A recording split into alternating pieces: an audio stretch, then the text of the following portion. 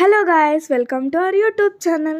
ఈరోజు మేము గోదావరి నుంచి స్వచ్ఛంగా గోదావరిలో పట్టిన పెద్ద పెద్ద ప్రాన్స్ తెచ్చుకున్నాం.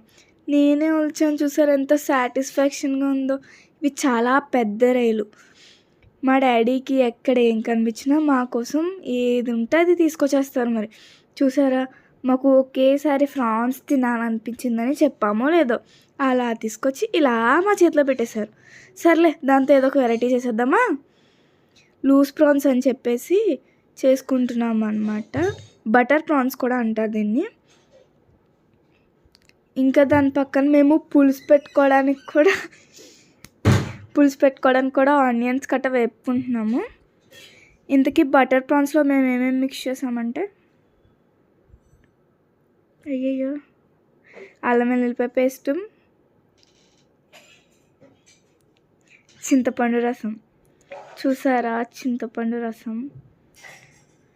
ఇలా ఒక పక్కనేమో పులుసు, ఇంకొక పక్కనేమో అది. దాని తర్వాత ప్యాన్ పెట్టుకుని బటర్ ఇంకా ఉల్లిపాయలు ఇంకా కరివేపాకు గార్లిక్ వేసుకుని బాగా రోస్ట్ చేసుకోండి. చూసారా, మంచి స్మెల్ వచ్చే వరకు రోస్ట్ చేసుకోవాలి. దాంట్లో కొంచెం ఉప్పు, కారం, పసుపు ఇంకా పెప్పర్ పౌడర్ ఇవన్నీ వేసుకుని కొన్ని జీడిపప్పు కూడా మీకు ఆప్షనల్ ఉంటే ఖచ్చితంగా వేసుకోండి. అలా కాసేపు చేసుకున్న తర్వాత లైట్గా వాటర్ వేసుకున్న తర్వాత రెడీ. చూసారా, మా మమ్మీ ప్లేటింగ్ చేసి మా కోసం రెడీ చేసి తీసుకొచ్చారు. ఎంత బాగుందంటే రెస్టారెంట్ స్టైల్ వచ్చింది. మీరు కూడా ట్రై చేయాల్సిందే. ట్రై చేస్తే కనుక ఎలా ఉందో కామెంట్ సెక్షన్లో కామెంట్ చేయండి.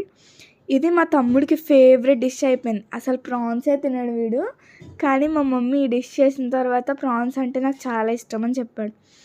చూస్తుంటుంటేనే నోరు ఊరిపోతుంది కదా. మరి మీరు చేసుకుని ఎలా వచ్చిందో కామెంట్ చేయండి. ఇవి చిన్న రైలుతో చేస్తే బాగోదు, పెద్ద పెద్ద రైలుతో చేసుకుంటేనే బాగుంటుంది.